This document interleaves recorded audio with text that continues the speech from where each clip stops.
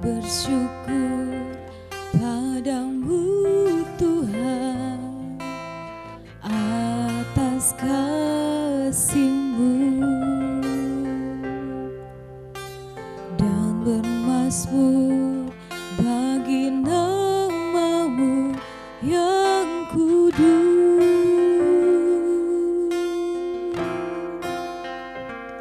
sebab Engkau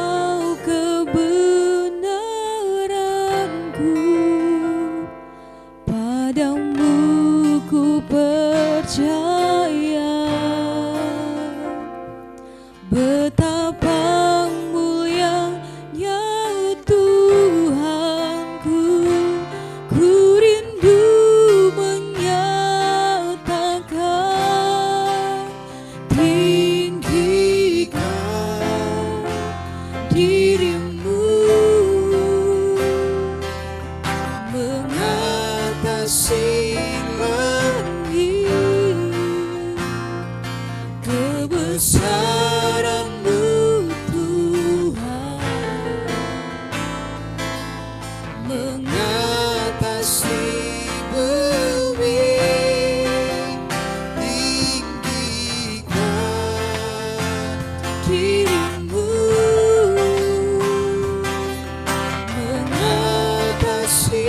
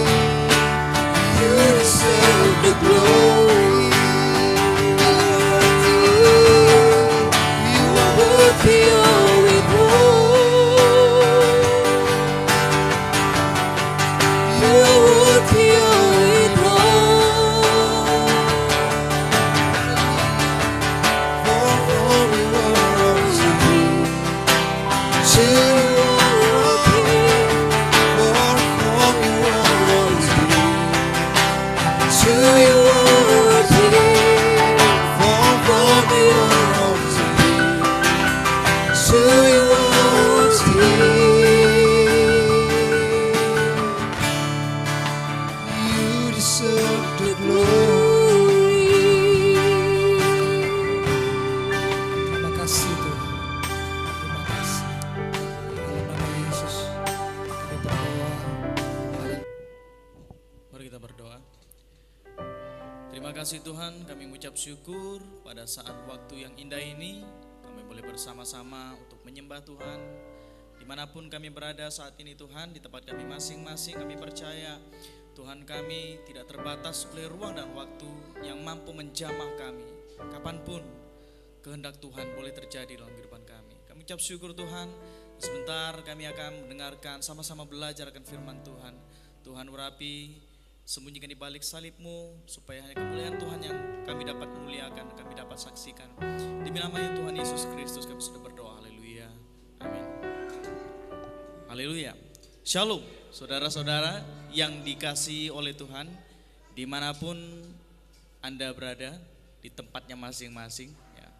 Saya berdoa Anda terus dalam pemeliharaan Tuhan, amin.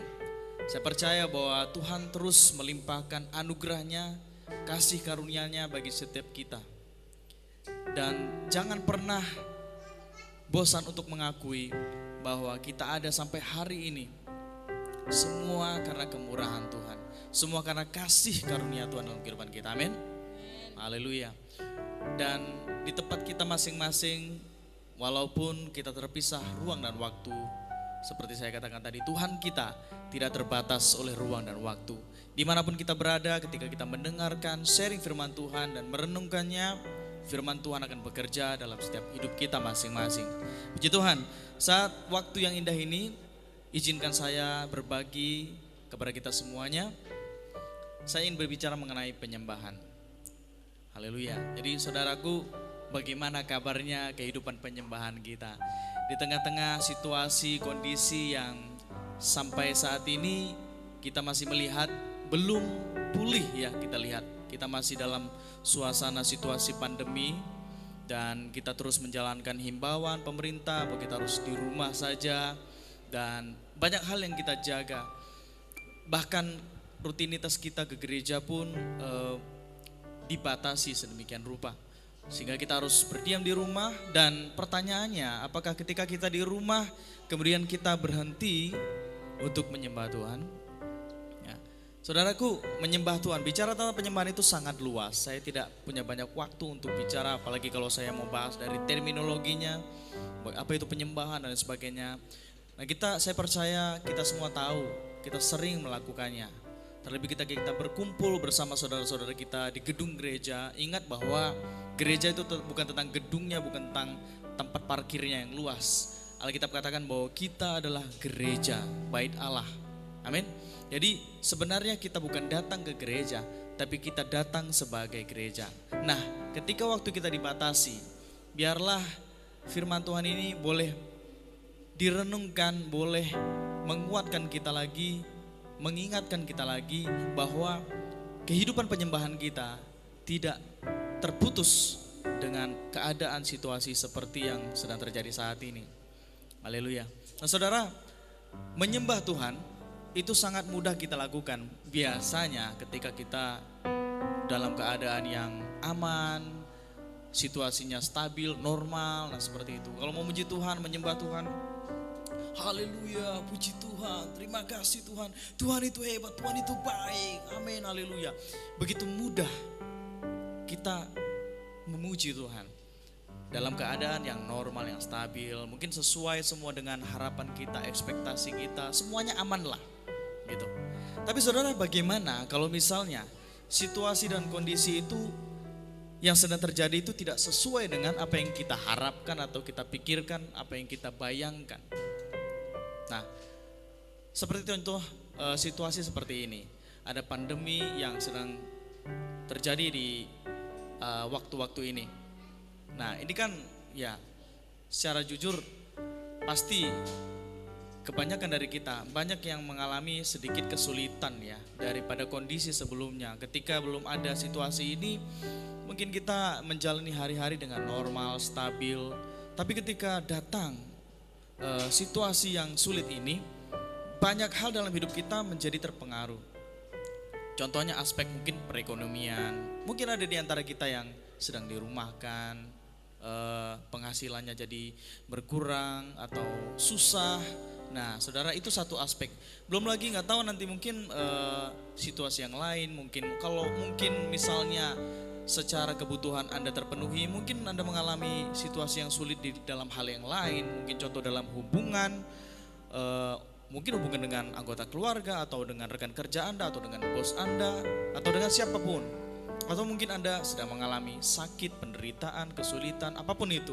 Masing-masing kita bisa melihat kondisi kita masing-masing kalau kita mengalami kesulitan. Nah, pertanyaannya, ketika tadi dalam keadaan yang stabil, aman, kita begitu mudah untuk menyembah Tuhan, memuji Tuhan. Bagaimana kalau situasinya itu sulit? Kita dalam pencobaan, kita dalam kesulitan, ada tantangan yang sedang kita hadapi, ada pergumulan yang besar yang sedang kita hadapi. Apakah kita tetap menyembah Tuhan? Ketika kita sudah berdoa kepada Tuhan dan sepertinya Tuhan itu, ya aku sudah berdoa Tuhan, tapi kok kayak nggak ada sesuatu yang terjadi. Kayaknya semuanya itu sama saja sebelum ketika waktu aku belum berdoa dan sesudah aku berdoa sepertinya Tuhan tidak melakukan apa-apa. Sepertinya kita tidak tahu Tuhan sedang bekerja kan. Dan Tuhan punya maksud dan sesuai waktunya Tuhan yang terindah bagi kita. Jawaban Tuhan pasti ada bagi kita. Nah, ketika kita belum melihat itu, sepertinya tidak ada yang terjadi. Apakah kita tetap mau menyembah Dia? Itu yang kita renungkan. Nah, keadaan seperti ini ketika kita tidak berkumpul bersama dengan anggota-anggota yang lain di dalam gereja yang biasanya hari Minggu kita menyembah bersama-sama, ketika kita dirumahkan, ketika ada datang kesulitan-kesulitan yang menyusul di dalamnya, apakah kita tetap menyembah Tuhan? Atau tunggu aja lah nanti setelah selesai dan kita bisa ke gereja bareng-bareng baru kita menyembah di sana. Situasinya lagi sulit nih, aku udah berdoa nih tapi toh tetap aja tuh kondisi kayaknya gak berubah. Udahlah nanti aja menyembahnya. Apakah seperti itu, saudara? Nah, kita melihat dalam cerita dalam Alkitab. Kalau kita perhatikan di dalam Kisah Para Rasul ayat yang ke-16, ini cerita kisah mengenai Rasul Paulus dan Silas. Kita tahu ceritanya, saya bacakan di dalam Kisah Para Rasul pasal 16 ayat yang ke-23. Setelah mereka berkali-kali didera, mereka dilemparkan ke dalam penjara. Kepala penjara diperintahkan untuk menjaga mereka dengan sungguh-sungguh. Sesuai dengan perintah itu, kepala penjara memasukkan mereka ke ruang penjara yang paling tengah dan membelenggu kaki mereka dalam pasungan yang kuat. Nah, semua kita tahu cerita ini, tapi biarkan saya mengingatkan kembali kepada kita semuanya. Saudara, Paulus dan Silas sedang menghadapi situasi yang sulit pada waktu itu. Dalam satu perjalanan mereka mengabarkan Injil, namun di daerah itu ada orang yang tidak suka dan ada orang yang merasa dirugikan dengan apa yang mereka kerjakan. Yang terjadi adalah karena mereka orang sana ya secara hukum mungkin lebih kuat juga. Mereka pengaruhi penguasa-penguasa untuk kemudian Paulus dan Silas ini karena sudah merugikan mereka diseret ke penjara. Dan setelah kita baca tadi, setelah berulang kali didera, ya dipukuli berarti itu ya kita bisa gambarkan tubuh mereka mungkin lecet-lecet gitu, bonyok dan luka-luka mungkin, bahkan mungkin berdarah-berdarah. Setelah itu baru mereka dimasukkan ke dalam penjara. Dikatakan bahwa harus dijaga dengan sungguh-sungguh.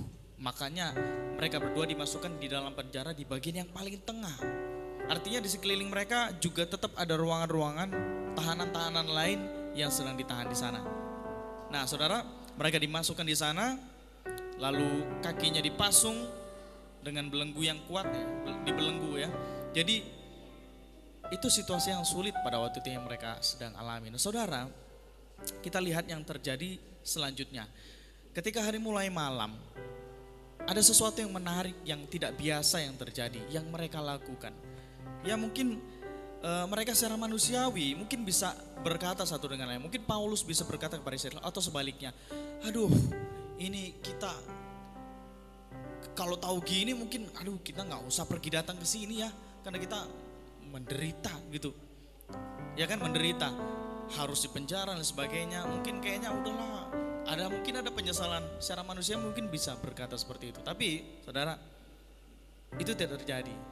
Berikutnya kalau kita baca di ayat yang ke-25. Tetapi kira-kira tengah malam, Paulus dan Silas berdoa dan menyanyikan puji-pujian kepada Allah. Dan orang-orang hukuman lain mendengarkan mereka. Nah saudara, ini yang saya maksud tadi, sesuatu yang tidak biasa terjadi. Mereka bukannya mengeluh mungkin, atau bukannya mereka mengasihani diri sendiri, tapi yang mereka lakukan adalah memuji Tuhan. Amin.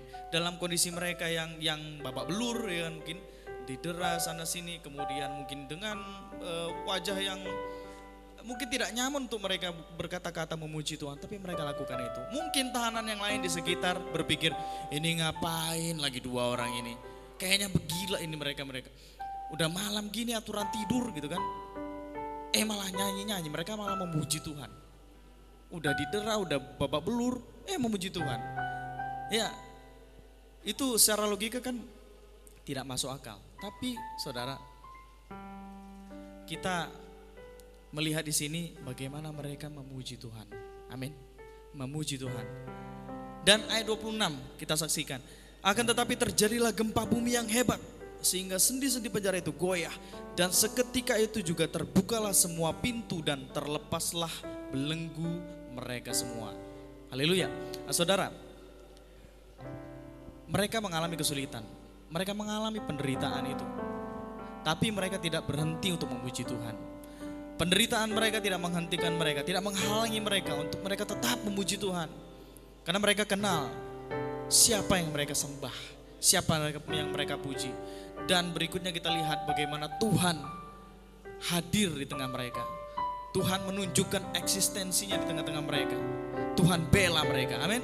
Dalam situasi kesulitan kita masing-masing yang kita hadapi saat ini, saudara jangan berhenti memuji dan menyembah Tuhan. Mungkin masalah itu masih ada, kondisi itu belum berubah.